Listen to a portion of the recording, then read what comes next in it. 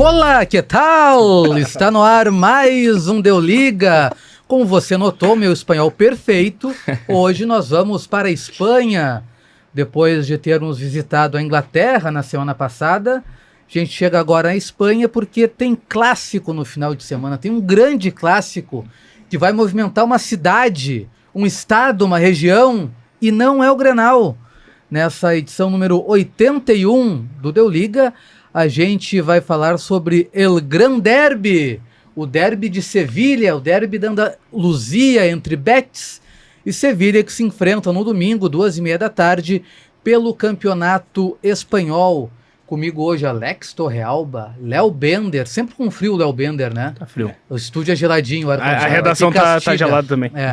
E Eduardo Castilhos. Castilhos, o clássico entre Betis e Sevilha, onde é que tu coloca ele na hierarquia dos clássicos da Espanha? Boa pergunta, hein? Mas de rivalidade local, assim, pela proximidade dos dois clubes, sem dúvida um dos maiores, talvez o maior da Espanha. Dois clubes que ficam muito próximos.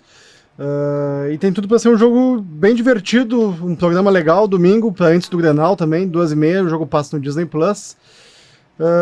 Vamos ver, tomara que o Betis vença para confirmar essa boa fase que tá passando o time. Ah, tu tá torcendo? Eu tô torcendo pro Betis, que nem tu que vem de verde. Justo. Bender, é que eu não recebi o e-mail que era para vir de preto hoje. Bender, Minha torcida também vai torcer pro Betis? Minha torcida também vai pro Betis, embora hoje em dia ele está numa melhor fase, né? Normalmente a gente torce para quem tá pior, né? Mas nesse caso eu vou torcer pro Betis. Acho que eles têm grandes chances ainda de buscar talvez uma vaga na Champions League, né? Eles estão em sexto no momento. Enfim, falar de um clássico gigante da Europa, talvez o maior clássico local, como diz o Castilhos, porque Real Madrid e Barcelona são de cidades diferentes. A gente falou recentemente de Real Sociedad e Atlético Bilbao, que são da mesma região, mas não são da mesma cidade. E aqui, no caso, estão os dois da mesma cidade, né? Então, vamos falar de Sevilha e Real Betis. A gente varia bastante os assuntos aqui no Deu Liga durante as semanas. Em 81 episódios já foram vários temas, mas os clássicos, eles são um tema recorrente no programa. Esse é o 7º programa de clássicos, né? A gente já teve Roma e Lazio, Alemanha e Itália, um clássico de seleções. Barcelona e Real, não diretamente sobre o clássico, mas já falamos algumas vezes no mesmo programa dos dois clubes. Celtic e Rangers, que talvez a maior rivalidade do futebol mundial. Everton e Liverpool, que é mais recente, e como o Léo Bender falou, Atlético Bilbao e Real Sociedad. Tem mais um aí no meio, Valtinho, que eu acho que... Desculpa corrigir o data, Valtinho, mas tem Fenerbahçe e Galatasaray, que a gente falou também. Acho que foi nas tuas férias. Há uns pode meses ter atrás, sido. Não sei se o Torrealba estava. Não estava. Mas eu acho que a gente puxou mais por um clube e o clássico entrou no meio do programa. Pode ser. Talvez. Mas o Torrealba, que é um cara de coração muito grande, tu ama esse clássico espanhol, Betis e Sevilha? Amar é forte, né? Mas tem espaço no teu coração? Tem. A gente falou do Atlético Bilbao e Real Sociedad, que era um clássico que eles se gostam até, tem bastante respeito. O clássico tem que odiar o outro. É isso. Essa é a graça. Então aqui é um clássico pelo menos se odeiam. Clássico certo hoje. Então se odeiam. Então tem bastante rivalidade dentro e fora de campo. Já teve torcida única durante algum tempo. Não, mas pelo menos os caras... É um clássico. Depois que acabou o jogo, paz, vai beber com um amigo, com a namorada, se é do outro clube, beleza. Mas não vem com torcida mista, essas coisas. Não. Tem que ter um pouquinho de ódio no coração ali, mas mantendo os limites. Às vezes eles não conseguem manter. Mas pelo menos é um clássico divertido e que tem sim meu coração. E entre o vermelho do Sevilha e o verde do Betis, pra quem tu vai torcer? Não, os dois aqui já abriram a bandeira, né? Bandeiraço aqui. Não esperava isso. Também não entendi, né? Eu sou um cara isento. Somos dois, então. Não tem porque um é verde e branco que eu vou torcer pra ele. O mais importante é que o clássico se fortaleça depois do confronto do final de semana. É muito importante. Acho que tem que se fortalecer. Os dois têm que crescer juntos. E é o que às vezes a gente espera. Incomodar um pouco mais Barcelona e Real Madrid. Tá difícil. Qual clássico vai ser mais quente domingo? Real Betis e Sevilha ou Grêmio e Inter? Só o tempo dirá. Só o tempo dirá. Só o tempo dirá, mas eu tenho uma suspeita de qual vai ser. Bom, agora que a gente já teve os destaques de abertura, vamos ao menu o índice do Deu Liga. A gente vai começar a falar sobre a história desse clássico da Andaluzia. O Betis de Manuel Pellegrini, técnico chileno que comanda o time que já teve o Denilson como sua estrela. Outros jogadores brasileiros ali, né? Marcos Assunção, aquele Edu que jogou no Inter. Damião, Sobis. É verdade. Sobis, bastante gente. É o primeiro jogador da história do Betis a ser campeão do mundo por seleções da Copa do Mundo 2012. Denilson? Denilson. Ah, muito bem. Denilson teve a chance de falar com a realeza esses tempos. É verdade, é verdade. E para fechar, a gente vai falar sobre a instabilidade do Sevilha, um clube que nos últimos 20, 30 anos empilhou títulos da Liga Europa e agora está num momento de baixa. E o que a gente pode falar da história entre esses dois clubes que, como tantos outros, tem um pouco a ver com a questão dos mais ricos e dos mais pobres? E uma rivalidade que começa antes mesmo da bola rolar, né? Porque o Sevilha foi fundado em 1890 e o Betis veio a ser fundado 17 anos depois de muitas fusões e desmanches, né? Uns estudantes migraram do Sevilha para construir seu próprio time, e daí também tinha o Real Betis, o Betis FC, e daí no fim o Betis FC se reuniu com o Sevilha Ballonpied, que daí eles criaram lá já em 1914, mas a data oficial continua sendo a criação do Betis FC. Aí sim eles criaram o Real Betis Ballonpied, que Ballonpied em Andaluzia é futebol, se eu não me engano, né? Isso. Perfeito. Tá forte ter o espanhol da região, hein? O Betis que... O Betis não. Ali no mapa também. O Sevilha... O Sevilha que é o segundo clube mais antigo da Espanha, né? Perde só para o Elva. E já tem uma ligação com os britânicos, os industriais britânicos daquela região se expandiram ali, se desenvolveram ali, fizeram a região crescer e criaram o Sevilha. Então, por isso o Sevilha que tem um pouquinho mais de dinheiro, embora o Betis seja o clube que leve a realeza no seu nome, né? Sim. Real Betis. E eu acho legal essas histórias de clubes quando um é fundado, daí tem meio que uma certa revolta, uma rebelião interna ali, saem... E na época era muito mais fácil criar um clube, né? Tanto é que muitos foram fundados nessa época. E tanto é que a classe operária não era bem aceita, né, no Sevilha. Então tu acaba tendo ali aquele conflito de interesses, conflitos de ideologias, e daí surge uma nova opção de um time, que, como o Bender explicou, teve uma união depois disso, mas a rivalidade já nasce com um ingrediente a mais, que não precisa ser criado ao longo do tempo. Ele já foi semeado ali, e com o tempo, daí tem a famosa gangorra também. A gangorra, eu acho que pende muito mais pro lado do Sevilha do que pro lado do Betis. Como é que é o nome da gangorra? Ganguerra. Ganguerra? Porra! Muito bem, muito bem. Quebrou o Castilhos. Ué, eu não sei como é a gangorra no espanhol de Andaluzia, mas é a ganguerra. Ele nem pensou pra responder. Foi. Não, foi boa, foi boa. Na hora que ele me perguntou, já veio na cabeça, né? Ganguerra. Eu juntei aqui, tá? Quem leva melhor nessa briga? Dessa gangorra do Rei são 140 jogos no total. Pouco, né? Jogos oficiais, olha só. tá? Agora, vamos conversar tem o Andaluzião lá, né? Não, mas teve. Tá no começo? É. Isso. No começo era o que tinha, porque é brabo o cara viajar tanto pra jogar também. Mas são 140 jogos oficiais no total. 65 vitórias do Sevilha, 40 vitórias do Betis e 35 empates. Em um desses jogos que não são oficiais e que me chamou bastante atenção quando eu estava estudando o programa, foi em 1918, na Copa da Andaluzia, uma espécie de Andaluzião, né? Sim. Que o Betis ele não pôde colocar 2 jogadores que estavam servindo ao exército na época. Aí eles tentaram fazer um negócio com o Sevilha, vamos de repente colocar outras equipes, colocar time reserva, o Sevilha não quis assunto. E o Betis também não gostou da decisão, foi lá e botou o time infantil para jogar. Resultado 22-0 pro Sevilha. Coisa boa.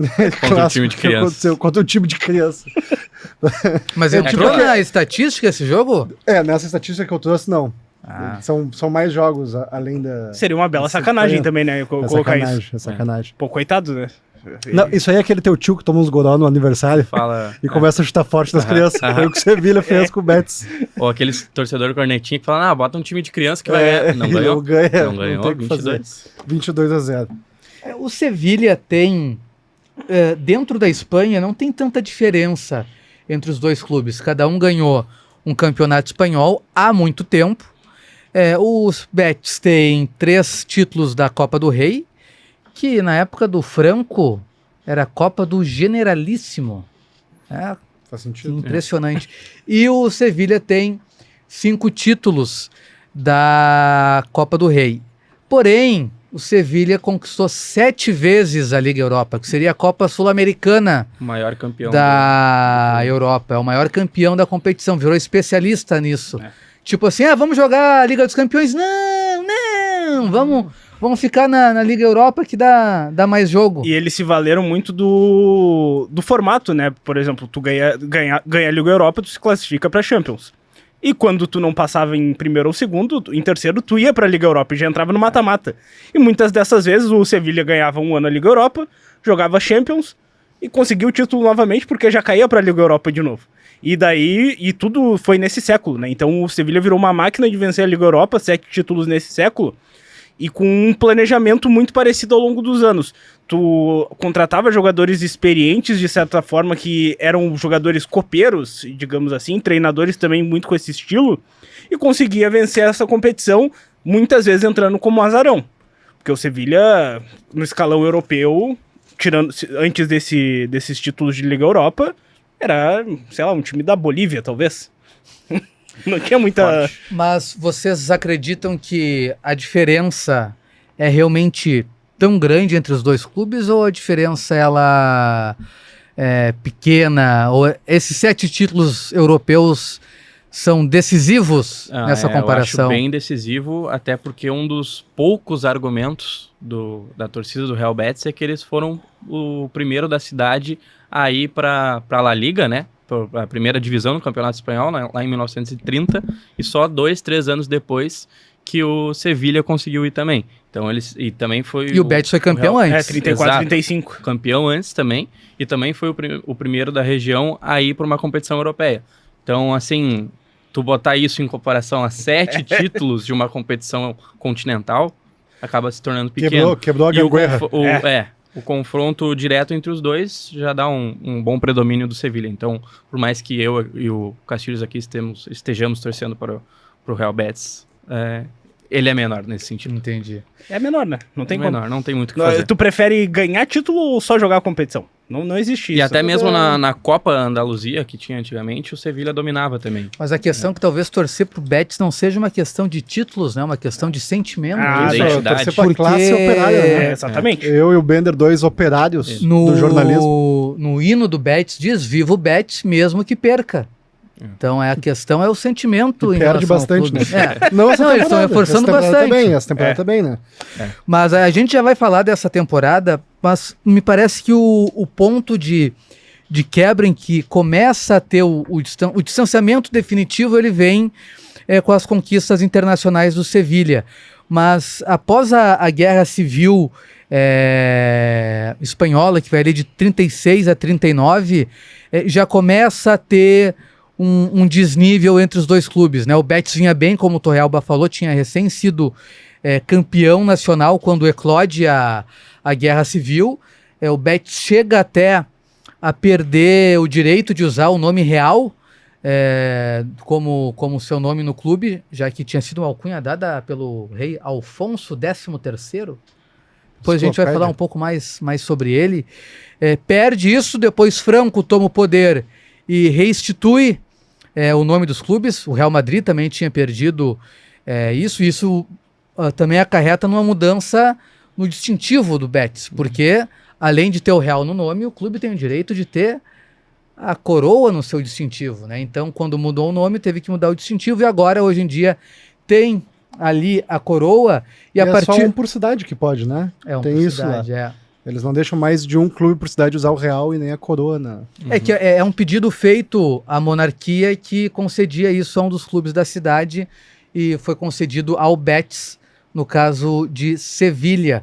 Mas a partir disso, o Betis sofre um pouquinho mais do que o Sevilha, que talvez por essa questão de ser mais abonado desde o começo da sua história, teve uma estabilidade maior a partir dali. Um negócio que é engraçado até para esse domínio do Sevilha nesse século é que o início do século do Betis foi de uma prosperidade um pouco maior. Por exemplo, eles trazem o Denilson, que até então era a maior contratação vinda do futebol brasileiro. O Denilson não foi em algum momento a maior contratação do futebol mundial, do sim, brasileiro? Também, sim, exato. E acho que do futebol brasileiro ele ainda está entre o top 5, por aí. Ele não está muito longe disso. Ele foi uma grande contratação e o Betis fez bons negócios vindos da América do Sul, ou seja, era um clube que estava prosperando e começando a ter um pouco de mais relevância. Daí o Sevilha vai lá, com um projeto totalmente diferente, mas que consegue levantar as taças. E as taças ao longo desse século inteiro. Agora que o Sevilha acho que deu uma caída, que a gente vê um desnivelamento da gangorra, que daí a gente pensa, pô, agora vai mudar. Mas não sei a que ponto o Betis vai conseguir chegar num status de vencer talvez uma Liga Europa, Sim. Que é muito complicado. Sim. Agora, o Betis tem uma relação muito próxima com o clube gaúcho e com o título de um clube gaúcho, título internacional. Do Internacional, inclusive. A conquista da Libertadores do Inter em 2006 está muito ligada ao Betis, porque o São Paulo tinha, sob contrato, Ricardo Oliveira, que estava emprestado do Betis. O contrato dele vencia antes do segundo jogo da final da Libertadores. É verdade isso. Não esperaram. E tinha que ser renovado. Só que o Betis estava negociando a contratação de quem? Rafael Sobis. Coincidência o Ricardo Oliveira não ter jogado a segunda partida da final? Fica o questionamento. Fica a reflexão. E o que tu reflete sobre o time do Manuel Pellegrini hoje em dia? Diga, Bento. Pegando esse gancho aí da ligação clubes gaúchos com o clássico, né? Eu separei aqui, foram 8 nomes ligados ao Grêmio que jogaram em Betis e Sevilha e 13 no Inter com o clássico. Dá pra quase fazer um clássico. Isso, fazer um mano a mano, quase. Dizer os nomes aqui: Grêmio e Betis. William José, Diego Tardelli, Jax, que foi revelado pelo Grêmio nos anos 90. Jax, centroavante campeão da o filho dele tá nas categorias de base do Grêmio, é o Lucas Jax. Tem um cara que fez uma boa matéria sobre o filho do Jax. Tem uma boa audiência, tem uma boa repercussão. Fenômeno. Fica a dica aí, quem quiser, põe lá filho do Jax, GZH no Google, que vai chegar a matéria do Léo Bender. Foi uma das mais lidas muito bacana. De dezembro, não foi? Foi no final de dezembro, né? Foi a mais lida de dezembro. Foi a mais lida. Mas enfim, não tô aqui pra me gabar. E muito bem escrito. Mas se tu não tá, a gente tá muito legal, cara. Obrigado, cara. Parabéns pelo teu trabalho. Então, siga a lista. William José, Diego Tardelli, Jax, Amato, Brian Rodrigues. Aí no Grêmio e Sevilha são nomes mais recentes. Alex Telles, Carbajo e Montoya.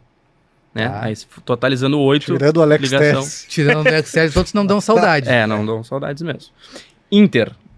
Com Betis, Damião, Sobis, Johnny, Sidney, Felipe Gutierrez, Edu, que tu citaste Felipe Gutierrez foi um chileno. Isso. Que teve uma passagem. Aí tem um na década de 50, Emilson Peçanha. Conhece esse último? Não conheço. Pois é, jogou no Betis e jogou no Inter também. E por último, Jorge Wagner. A lista do Inter tá mais positiva. Tem 2 recentes do Inter, um ainda tá no elenco, que também vestiu as cores do Sevilha, que é o Mercado, né? Ainda tá no Inter. E o Fernando, saiu há pouco tempo. Mas também tem Moacir e César. E no futebol feminino tem a Isa Haas. Moacir e César. Essa aí vou ter que pesquisar depois pra saber quem foram Moacir e César. Mas uma bela lista, hein? Gente, não já peço desculpa aos dois por não conhecê-los, É verdade. Né? Se eles estão ouvindo, assistindo o Deu Liga, a gente não lembra comenta muito no bem chat, deles. né? Comenta no chat. Ó, eu sou o Moacir, eu joguei no Sevilha e tal. Então 12 do futebol masculino e mais uma do feminino, que é a Isa Haas. Que é um dos grandes nomes da história recente do futebol feminino do Inter, né? Desde que os departamentos femininos de futebol de Inter e Grêmio foram reabertos, ela é um dos grandes nomes. Revelada, e os grandes nomes da história recente do Betis é o Manuel Pellegrini, que deu uma reavivada nesse time, Torre. Ele, o chileno, que lindo, né? Que lindo. O Manuel Pellegrini, que já teve trabalhos relevantes até no futebol espanhol. Manchester City, Real Madrid. Isso, mas o que agrada bastante... Ele é engenheiro de formação, né? É o apelido dele, né? Sim. Isso. O trabalho que ele fez no Málaga, na Champions League em 2014, se eu não me engano, foi a Champions League que o Málaga chegou até as quartas de final e perdeu pro Borussia Dortmund. 2013 e 14. Isso, que a final foi Dortmund e Bayern de Munique, né? Se eu não me engano. Acho que foi isso. Então foi um trabalho muito parecido com o que ele tá fazendo no Betis agora. Time que é assim, meio de tabela pra cima, não tem um orçamento muito grande, mas tu faz apostas mais certeiras, apostando em jogadores que às vezes estão sem espaço em grandes clubes. tu ganha confiança desses jogadores e é um bom lugar para se viver, é um bom lugar para tu estar com a tua família. Acho que o maior exemplo disso é o Antony, que a gente tem no elenco hoje em dia do Betis, que é um cara que no United não deu certo, também é um cemitério de bons jogadores, né, que pelo visto tá mudando alguma coisa lá. Ele vai emprestado pro Betis, se destaca, começa a jogar muito bem, cai nas graças da torcida. Ele gosta. Ele gosta muito, já falou várias vezes que ele ama morar lá na região de Andaluzia, que gosta, a família ama estar lá, que ele se sente bem, e apesar de não ser um clube de elite, é um lugar onde ele tá feliz e tá conseguindo jogar, sendo o protagonista desse time, e ele é o grande nome desse ataque. E eu destaco esse ataque porque, além do Antony, a gente tem o Cucho Hernandes, que é o centroavante colombiano, que é o artilheiro da equipe em La Liga, com 8 gols, e olho para a seleção brasileira no Ezauzoli, que é um marroquino, camisa 10 do Betis. Achei que tu já queria convocar alguém do Betis para a seleção brasileira, que nem o goleiro do Villarreal. Deixa o goleiro do Villarreal em paz. O Valtinho esqueceu desse louco, né? Mas a gente prometeu que a gente ia seguir monitorando até o fim da temporada. Como é que ele tá agora? Tá bem, mandou lembranças. Ele tá bem. O Ezauzoli, camisa 10, é um ponteiro esquerdo que é o cérebro desse time do Betis também, muito habilidoso. E vai ser adversário da seleção brasileira na Copa do Mundo. Então, olho nele, porque é importante. Ainda sobre o Antony, ele foi a terceira... Depois que ele chegou para empréstimo e foi contratado, ele se tornou a terceira contratação mais cara da história do Betis. 25 milhões de euros. Na época dava quase 160 milhões de reais. E agora ele tem contrato até 2030. São 10 gols na temporada, ele é o artilheiro ao lado do Cucho Hernandes, tu passou os números na La Liga, né? Isso. No total, os dois têm 10 gols, só que o Antony tem mais assistências, tem 9 assistências, tem uma boa quantidade de participações em gols nessa temporada, o Antony. Villarreal, que a gente citou agora, foi o clube que o Pellegrini mais treinou, né? Se não me engano, é 260 jogos, algo assim. Isso, tem o Villarreal também. E com o Real Betis ele já tá chegando, já ultrapassou a marca de 200 jogos, então pode se tornar o clube que ele mais treinou ele na tá lá carreira. desde 2020, né? Tá lá desde 2020. Talvez seja até o último clube que o Pellegrini vai treinar antes anos. Dele, e ele quer treinar a seleção chilena. Quem sabe ele ressuscite o futebol chileno, mas isso é papo lá pros... Os barulhentos do mapa da Copa, que estão de férias. Trabalha um pouco, né? Em fevereiro, o Pellegrini foi eleito o técnico do mês na La Liga, né? Foram de 12 pontos disputados, o Real Betis somou 10, que ganhou do Atlético de Madrid fora e do Mallorca, se eu não me engano, e acabou empatando em casa por um outro time. Eu anotei aqui, mas não tenho agora. Empatou com o Rayo Vallecano recentemente, no último domingo. No futebol espanhol, a gente tem uma superioridade total do Barcelona e do Real Madrid. Depois tem o Atlético de Madrid, que parece que vai chegar e nunca chega. E a gente fala muito aqui no Deu Liga sobre projetos, sobre continuidade. E esse cenário é ruim, porque praticamente te alija da disputa do título, mas também te dá a opção de ter um projeto mais duradouro, já que não tem tanta pressão de resultados imediatos. E o Betis, desses clubes menores, talvez seja um dos que tenha um projeto de identidade de futebol mais fixado, assim. Quase aquela ideia que o Barcelona já teve, de um futebol bem bola no chão, já teve o Quique Setién como treinador. Isso facilita um pouco, né? Porque como não vai ganhar mesmo o campeonato espanhol, bom, então vamos fazer um futebol bem jogado, vamos fazer um futebol bem feito. E parece que o Pellegrini começa a colher resultados que colocam o time, pelo menos nesse momento, numa nova prateleira, sem abdicar de uma sementinha que o clube plantou lá atrás. O maior problema dos trabalhos do Pellegrini, não digo nem que o problema dele, mas se a gente for pegar Villarreal, Málaga, e daí e depois ele teve a chance no City, que acabou não dando muito certo, mas esses trabalhos não tiveram a sequência depois que ele saiu. Tanto é que o Málaga tá na terceira divisão da Espanha. Mas ele acabou campeão da Premier League, né? Com o Manchester City. Não, tudo bem, que daí ele foi para um grande clube, mas esses projetos menores não conseguiram dar sequência, foi mudado o projeto. O projeto, depois que ele saiu, mudou. E veio uma outra filosofia, não soube manter, até porque o Pellegrini tem um estilo de jogo que às vezes não agrada muito ao torcedor, e tudo bem, ou não agrada sempre aos meus técnicos, mas tem que ver como o Betis vai lidar no fim desse projeto. Atualmente é um projeto que daqui a pouco pode render uma Europa League, foi o quarto colocado na fase de Liga, daqui a pouco consegue finalmente ganhar um título que o seu rival tem tanto, e é o título, é a chance de título da temporada, porque caiu da Copa do Rei, não vai ganhar lá a Liga, Sim. E é isso. Então é o foco agora. Acho que o Pellegrini conseguindo esse título, talvez seja um passo que ele dê pra fora do clube e vamos ver como é que vai seguir esse projeto. Ele quer o Pellegrini na seleção chilena? Eu quero muito. Ele conquistou a Copa do Rei que o Real Betis tem, foi conquistada pelo Pellegrini, né? Em 21, 22, se eu não me engano. É a única Copa do Rei que o Real Betis tem. Depois de anos, né? Depois de anos, perdão. E é um título recente. Muitos anos. É um título recente conquistado pelo Manuel Pellegrini. E ele veio do West Ham, né? Ele tava no West Ham, aí o David Moyes, se eu não me engano, é contratado pro lugar dele.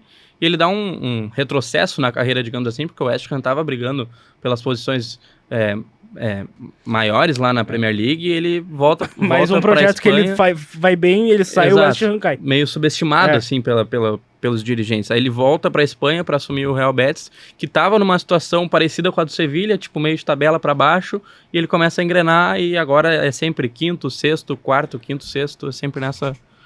É ano de Copa do Mundo e a gente sempre acaba citando a seleção brasileira quando tem um gancho. E no Betis tem um gancho que é o Antony. Já foi jogador de seleção brasileira, já foi convocado. Ele teve na lista da Copa de 2022. Esteve, jogou. Mas perdeu espaço. Pelo que ele vem fazendo no Betis, depois de ter saído do Manchester United, ele corre por fora para fazer parte da lista do Ancelotti, pode aparecer daqui a pouco nessa última convocação de amistosos antes da Copa para os Jogos de Março? A gente discutiu bastante isso quando a gente teve o episódio sobre o Igor Thiago, né? Vice-artilheiro da Premier League. E a gente não citou o Antony em nenhum momento quando a gente passou pelos atacantes. A hora de testar é essa, a data FIFA de março. Mas eu duvido muito que o Ancelotti chame o Antony, porque ele não tá destoando na La Liga. É um bom jogador, jogador que participa, dá assistência, faz gol, cria muitas oportunidades. Só que eu acho que ele perdeu espaço nessa briga e pra sorte do Brasil, tem bons jogadores, acho que acima do nível dele. Ele deu azar que o Estevão apareceu no lado que ele joga. Então, daqui a pouco tem uma vaga só no lado direito, que daí tu não sabe se vale a pena chamar o Antony ou tu chama mais um centroavante. Vai ser um mistério, né? Porque a gente não sabe quantos vão. Eu acho que essa engrenada que ele dá na carreira foi um pouco tarde em termos pra pensar em Copa do Mundo ainda. E é interessante porque ele é o terceiro brasileiro com mais contribuições diretas para gol entre as principais ligas da Europa. Ele só fica atrás do Igor Thiago, que vocês fizeram episódio, não estava aquela vez, do Brentford, e está empatado com o Rafinha. Já está na frente agora do Rafinha do Barcelona, com 19 contribuições. Então, em termos de Copa do Mundo, foi um pouco tarde esse destaque dele para tentar a convocação. Né? O espaço que ele ganhou, principalmente na época do Ajax, de ter jogado na seleção brasileira, foi um espaço correto, ou olhando hoje em dia foi um exagero ele ter sido titular da seleção, ter jogado na seleção? Eu não acho exagero porque... Tinha o David Neres também, daquela época, que também perdeu espaço, hoje joga no Napoli. É que tu vê que as peças que tinham também não eram tão boas assim naquela época. Hoje em dia eu acho que a gente tá um pouco mais abastecido de bons jogadores. Como eu disse, chegou o Estevão, daí tu tem o Rodrigo que pode jogar por qualquer posição ali do ataque, mas o Antony, se ele tiver um grande momento, é muito mais viável que ele vá pra Copa do que outros nomes daqui a pouco que a gente pense no futebol brasileiro. Que jogam por esse lado, ou até, por exemplo, o Luiz Henrique, que é um cara que foi convocado algumas vezes e teve oportunidade. Mas ele joga no Zenit, né? Então é muito mais... Eu prefiro ter um Antony em bom momento, feliz com a vida, do que um Luiz Henrique que destrói na Liga Russa, que ninguém assiste. Desculpa se alguém assiste da nossa audiência, mas... Quero ver o dia que a gente fizer um programa sobre o futebol russo, se o Torrealba vai vir com essa brincadeirinha. Só quando... Se o Putin tiver na audiência, como é que faz? Só quando tiver a bandeirinha de novo para as competições europeias. Aí eu... Voltando a falar do clássico Betis e Sevilha, indo pro lado do Sevilha, o lado vermelho desse clássico, saindo do lado verde, o que aconteceu? O que deu errado no Sevilha? É um clube que conquistou tantos títulos na Europa, que em algum momento chegou ali a duelar como terceira, quarta força do campeonato espanhol. Hoje em dia está muito mais próximo da zona de rebaixamento do que da zona da classificação para as competições europeias, né? O Sevilha é o 12º colocado com 29 pontos. O Betis é o 5º com 42. O Barça lidera com 61, um ponto a mais do que o Real Madrid. Eu diria que por muito pouco o Sevilha já não foi tema de episódios do Liga, porque na temporada passada não caiu por um ponto, né? Ele fez 41 pontos e o primeiro que lá dentro eles ficam torcendo pelos 41 pontos, não os 45. Não os 45, exato, porque só 3 são rebaixados.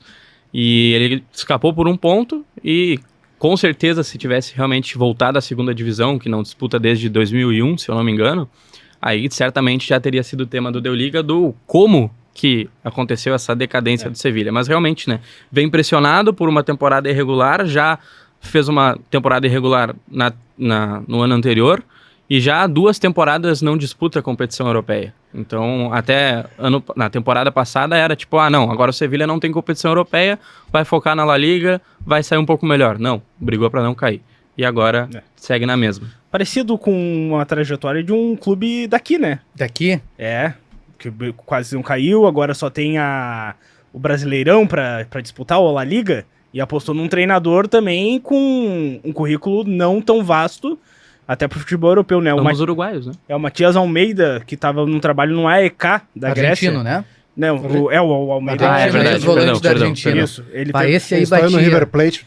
Sim. Imagina uma dupla de volante, Simeone e Almeida. Aliás, ele não estará na casa-mata do Sevilha no clássico. Porque suspenso? Ele foi suspenso por 7 jogos. Porque ele foi expulso. Então ele é violento não apenas em... O que ele fez? Ele é um psicopata também nas reclamações. Foi expulso e não quis sair de campo. Aí retrucou com a arbitragem. E daí pegou um gancho pela expulsão em si, por não sair de campo. E 6 ganchos e mais um outro gancho por rebater. Aí ele pediu desculpa pra torcida, pediu desculpa à arbitragem. Mas aquela desculpa meio... porque sempre comigo, eu não faço nada. Os outros falam... Injustiçado. Injustiçado desde a época de jogador. Mas é um projeto novo que o Sevilha tenta apostar, mas eu acho que o maior problema desse elenco é o elenco velho. Um elenco em que tu não tem algum jogador que tu olha assim, que vai te trazer alguma prosperidade no futuro. Eu digo mais prosperidade financeira. Tu tem um Azpilicueta nesse time, 36 anos. Tu tem o Alexis Sanches com 37, que eu não sei o que ele tá fazendo ainda na Europa, porque ele não aguenta correr mais. E o Internacional quis comprar ele. Tu acha que quis ou quiseram que o Inter comprasse? Sei lá, mas só de pensar nisso já não tem como. Ele tá no Sevilha. Tu tem jogadores ali que não agrada os olhos de ver jogar porque eles já estão numa fase da carreira de decadência. Isso reflete nos resultados do time. Então o Sevilha tá nessa condição porque o planejamento, depois da era gloriosa de ganhar Liga Europa, que teve bons jogadores e eles acabaram sendo negociados, não teve uma reposição à altura, muito menos um projeto de base. Mas tu consegue ver assim o que deu errado no projeto? Foi falta de dinheiro porque outros clubes começaram a ter maior investimento? Foi dinheiro mal utilizado, administração, contratações erradas? Eu acho que foi uma falta de administração errada desse dinheiro, porque é um clube que é vencedor há muito tempo. Ele tem que tentar subir de patamar. O Sevilha, eu acho que tropeçou nessa subida. Ele foi lá tentar trazer medalhões, jogadores mais consagrados, que não deram certo. 3. Sérgio Ramos, Jesus Navas... E o Azpilicueta. São 3 jogadores ali que foram multicampeões por onde passaram. Só que eles não iam entregar mais o que jogaram, né? Acho que foram contratações bem burras da parte do Sevilha. E hoje colhem os frutos de um mau planejamento. O Betis tem o Isco também, né? Tudo bem, mas é um jogador e tu tem vários jovens ali. E tu conseguiu contratar o Antony. Sim. Tirou ele do United por um valor muito alto. E tu olha pro elenco assim, tu não vê um cara com protagonismo em números também.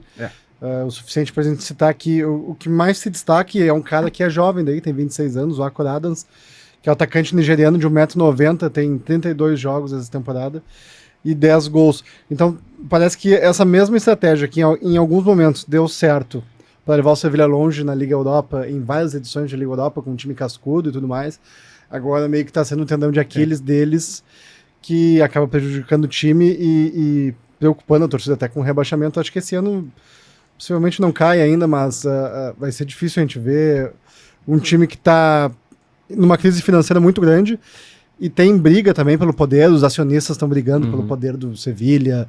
Enfim, é aquela crise que sai de cima e passa por todos os setores tudo do clube. De vende ou não vende. É isso. E até organizar isso, o clube vai ficar nessa situação e tu vai, na gangorra, tu vai ficar lá embaixo.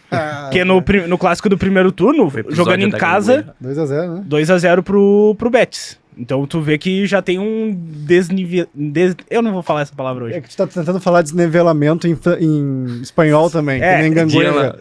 Andaluzia. E ele tá ficando uma merda. É verdade. Quem sabe eu não paro de falar. E o Sevilha, recentemente, rompeu relações com o Betis. Se odeia. Aí, antes era boa. Não, é que Tipo, eu e minha esposa, excelente relação. Antes era boa. Agora piorou. Mas era amigável, né? Ainda tinha uma negociação ali e tal, né? Como costuma ter entre rivais. Mas agora, depois de... O Sevilha, 3 jogadores do Sevilha estenderam uma faixa com o símbolo do Real Betis com um corte no meio. E daí o Real Betis, tipo, entregou aquelas imagens para as entidades. As entidades puniram aqueles 3 jogadores que ficaram fora da despedida do Jesus Navas. Aí o Sevilha ficou pé da vida com isso. E quis romper relações institucionais com o Real Betis. É isso, se odeiem. Tipo isso. Então agora eles não têm mais nenhum tipo de relação institucional. Pelo menos desde... Tem briga por ingressos? Será? Os valores, a quantidade... Vamos ver no serviço tem muito do lugar Marca. que tem briga por ingressos. A quantidade vai ser X, a quantidade isso, vai né? ser Y. Teve isso. Não lotaram a parte deles também. Não? Não. Já que a gente está falando de ingressos, vamos pegar os tickets para os nossos quadros. Hoje eu vou pedir para a gente fazer um pouquinho diferente, porque vai ser um pouco 2 em 1. Primeiro, roda a nossa vinheta do Chá da 5, por favor. Muito bem, o Chá da 5, a nossa dica cultural do Deu Liga. E agora pode rolar também a dica de viagem, porque futebol é uma viagem, porque vai ser 2 em 1. Ô, louco. 2 em 1. Ô, louco! Vocês assistiram American Pie? Sim, eu pensei que tu ia falar do Viajante Relutante. Eu já tava Sim, falando. Pra tu ver como o negócio legal eu não vi, mas porcaria a gente vê. né? Sim, mas eu vou chegar lá, cara. Tudo tem uma... Tu não falando, começa a subir uma escada pelo 5º degrau, tu começa pelo Deixa primeiro. o Valtinho fazer o storytelling dele aqui. Foi mal. Já assistiram American Pie? Sim. Qual é o personagem que vocês mais gostam? O Stifler? Stifler, tá bem, cada um se identifica com... Mas um personagem Não, quer dizer que eu me marcante... identifico. Pois é. Só acho o mais... Um dos caras que pegou a mãe do Stifler no filme, né? Sim. Sim, Charminator. É, que a gente tem um colega nosso que fica falando essas coisas. Isso. Mas não é sobre isso. É um filme que marcou gerações, né? Ou a minha geração, pelo menos a do Castilho, certamente, a do Torre, quem sabe. A do Bender não. Mas um dos papéis mais icônicos do filme é o pai do personagem principal, né? Que ele é interpretado pelo Eugene Levy, que basicamente assistindo outros filmes e outros programas que ele participa, ele basicamente interpreta ele mesmo. Ah, verdade. Isso. E geralmente ele tá em vários besteróis americanos, Isso, com a mesma roupa, inclusive. Exatamente. Né? Inclusive no Viajante Relutante, que é um programa que ele tem sobre viagens na Apple TV, acho que também tá no Amazon Prime, porque ele é um cara muito certinho, que não gosta muito de aventuras, e convenceram ele a fazer esse programa em que ele viaja sozinho. Fingimos que é sozinho, né? Sim. Não tem... Sozinho pelo mundo, né? Enfim, mas... É tipo Largados e Pelados. Os caras não tem um esquerdo lá. Não. Isso. Não. Enfim, ele viaja sozinho pelo mundo e vai conhecendo lugares diferentes, e um lugar que ele vai é Sevilha. Vai na Andaluzia, conhece essa cidade belíssima que é Sevilha, passeia pelo Rio e fica hospedado num lugar que foi construído para receber o rei Alfonso XIII, que é quem transformou o Betis no Real Betis. Que conexão, hein? Um palácio belíssimo, gostaria de me hospedar lá também. Legal.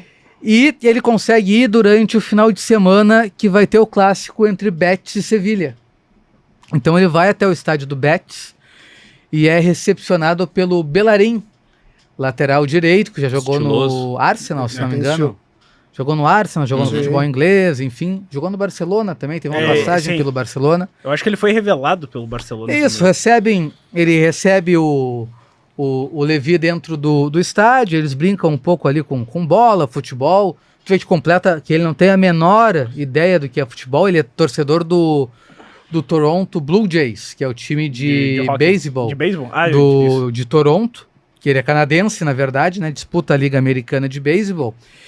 E ali naquela brincadeira, o Bellerin diz, não, se tu fizesse um gol, como é que tu ia comemorar um gol? Aí ele inventa lá uma coreografia, o nosso ator canadense, e no dia seguinte, no jogo, o Lev não consegue ingresso, então ele vai assistir o jogo num bar, mas antes ele encontra na frente do estádio do Betis uma repórter. E essa repórter diz, não, eles estão vindo aqui no estádio para pegar os ingressos para depois ir para a partida no estádio do Sevilha. Os estádios ficam separados por cerca de 2 quilômetros. E começa a soltar rojão, e ele fica meio apavorado, assim, cara, onde é que eu tô me metendo? Que confusão, assim. E ele é um cara que fala muito pelos olhos, inclusive no filme, né? Verdade. Ele interpreta muito pelos olhos. E aí depois eles vão pro bar, e no jogo o Bellerin faz gol. E faz a comemoração dele. Porém, ele é pra botar a mão na cintura, assim, e apontar pra arquibancada. Só que o gol é anulado, ele fica decepcionado que o gol foi anulado. Mas a comemoração tá ali, a foto tem pelo menos. É isso.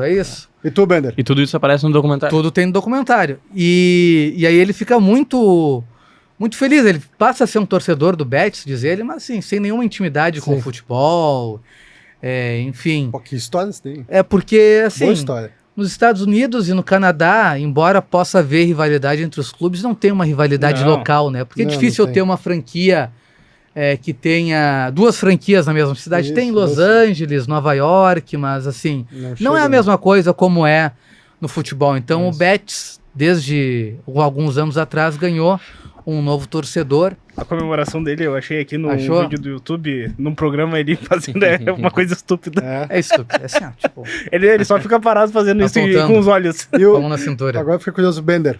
Vamos supor que tá jogando um clássico. Um Grenal. Fez um gol. Como é que seria a tua comemoração? Já treinou no banho? No time visitante ou no time mandante? Tu tá de visitante no Beira-Rio. Supondo. Tá. Ou visitante na arena.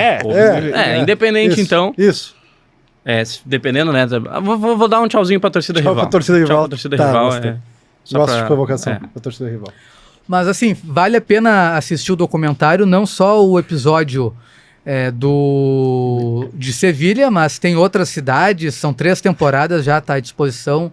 Vale a pena ver o Viajante Relutante. Bom nome. Bom nome. E ele é cheio de tiques, cheio de manias, de medos. É divertido. Boa. Não é tão divertido como American Pie, mas vale a pena assistir. Prefere um, 2 ou 3? O 2. O 2? O 2. Tu viu de novo esses dias? Eu vi de novo esses dias do Jackass. O 2 é o do casamento. Não. Imagina o cara ver Jackass com o filho de 5 anos. Não dá. O American Pie 2 é o do casamento? É do casamento. Eu não lembro. O casamento é bom. O casamento é bom. É bom, mas eu gosto do 1 ainda. O primeiro é mais bom. O Jackass é bom. O Jackass é bom, cara. Pô, eu vi o Jackass HD, aquele. Pô, é muito bom. Tem um quadro que os caras estão de boa, sentadinho assim, do nada vem o cara e joga uma água do lado e dá-lhe um socão no cara pelo outro lado. Mas nada. Muito assim. edificante pra nossa audiência, né? É por isso que eu tô... bem. Começamos sem violência. Agora, o que é edificante foi a atuação do nosso craque da rodada. Solta a trilha, por favor. Programa bom. Hazard é o nosso craque da rodada. O fake. Mas não é aquele que vocês estão pensando. Aquele tá bebendo cerveja, comendo chocolate em algum canto da Bélgica, né? Não, ele tá... Ele voltou ativa? Não, ele tá forte, eu acho. Não pode. Eu acho que ele tá forte. Eu não sei... Eu vou analisar. Não tá confundindo com o Ozil? Mas é que agora o Ozil tá forte. É que incrivelmente os jogadores depois que param, eles começam a se focar, né? É isso. O André Balada lá correndo. Não, mas pera aí. Vai ter uma preguiça no Grêmio. O André Balada, tudo bem, Agora mas assim, o André Balada nunca foi um jogador acima do peso como era o Hazard. O Hazard foi um jogador que era completamente fora de forma. É isso. Independentemente dos gostos noturnos. E o Douglas, Doga 10. Mas enfim, não é desse cara que a gente tá falando, não é do Torgan Hazard. Quem? Torgan Hazard. Quem é esse? Irmão do Eden Hazard. Mais velho? Mais novo. Jogou no Borussia Dortmund também. E atualmente está no Anderlecht, no seu país natal. E ele fez 3 gols na vitória por 4-2. Agora eu quero ver como é que tá a tua pronúncia. Contra quem? Eu esqueci contra quem que era. O Zult Waregem. Zult Waregem. Zult Waregem, né? Pela Liga da Bélgica. Rodada 26. A Liga Belga é a Jupiter League? É. Ah. Por que é Jupiter League? Eu Jupiter não sei Pro se... League. Pro League. Jupiter? Jupiter Pro League. O Jupiter é o patrocinador ou porque eles Eu são não faço ligados... a mínima ideia. Agora vamos ter que responder isso. Mas o Hazard, ele atualmente ele não está tão fora de forma, tá? Eu acho que ele tá melhor do que... O verdadeiro Hazard. É, o mais velho. Mais O velho. que foi craque, né? Tá, muito bem. E tem outros 2 irmãos que são mais novos que também são jogadores de futebol, mas também sem tanto destaque. É o Kylian, 30 anos. Ah, não é tão novo assim. Que tá na segunda divisão da Bélgica. E o Ethan, 22 anos. Esse aí joga num time meio fuleiro, assim. O cara que joga na segunda divisão da Bélgica não é tão fuleiro. Não, mas é que esse aqui joga na terceira divisão da Bélgica. E o clube? Aí Qual é o brabo. clube? Qual é o clube? É o Royal Union Tubes. Tubes. Tubes e Brain. É que eu entrei não tinha nem 4 Wikipedia. nomes no time. Nem Wikipedia tinha direito. Então Entendi. o time É nível aplicados, assim, de coisa. Tu acha que a terceira divisão da Bélgica é tipo o quê? A divisão de acesso gaúcha? Acho que talvez até inferior. Inferior. Não, calma aí. Terceira divisão não. Tá, terceira divisão. Terceira ok, divisão de acho que acesso. é o quadrangular do rebaixamento do Gauchão. Guarani de Bagé, Avenida, Monson e Inter de Santa Maria. Acho que é por aí, nível. Por aí. Com um pouquinho Será? mais de estrutura. Aí, ó. Muito bem. Jupiler. É uma É Jupiler, não é Júpiter. Ah, tá. Jupiler. E é uma cerveja. Cerveja da Bélgica, que é o patrocinador da liga. Muito Por isso bem. que tem esse nome. É bem. sensacional o que eu Já achei. experimentaste Esse é o Google. a... Não, essa não. Não. Essa Mas, não, as cervejas bélgicas são famosas. Belgas também são Sim, famosas, tem né? a IPA, as IPAs Belgian são boas também. A Belgian é uma cerveja mais encorpada, né? Tem um teor alcoólico maior.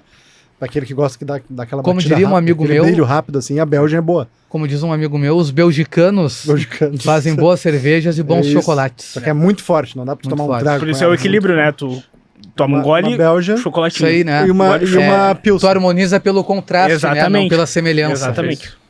Boa. Então tá, com dicas Posso mandar um beijo culinárias. antes, Valtinho? Como? Posso mandar um beijo antes de Claro. acabar? Eu vou mandar um beijo pra dona Fátima. Ela é mãe da nossa colega Bibiana Dávila, editora verdade. ali com a gente. Ah, E a dona Fátima, ela falou pra Bibiana que ela adora o Deu Liga, principalmente pelos teus roteiros de viagem. os roteiros de viagem. É. Muito bem. Espero que ela acha aproveite, legal, que ela eles consiga. vão viajar pra Itália agora também. Ah, E falou que aí é vai, bom. vai seguir alguns roteiros. Que fizeram. Vale a Então, um pena. beijão pra Itália dona vale a Fátima. pena. Então tá, com um beijão pra Fátima, a gente vai encerrando o episódio 81 do Deu Liga, mas sem antes, a gente não pode esquecer que tem que pedir pra seguir o Deu Liga nas redes sociais, nas plataformas de áudio preferida, deixar 5 estrelas se for no Spotify, se for no YouTube, dá aquela curtida, dá o joinha, se inscreve no canal de GZH, que está rumo aos seus 900 mil seguidores, ativa o sininho para receber a notificação que tem um novo programa sendo colocado no ar, sabe por quem? Rafael Ramos, o cara que está na produção e que também teve na técnica ajudando a deixar tudo redondinho. A gente teve hoje na técnica, na edição de áudio, o Leandro Carvalho, e semana que vem a gente volta com a edição número 82 do Deu Liga. Até lá!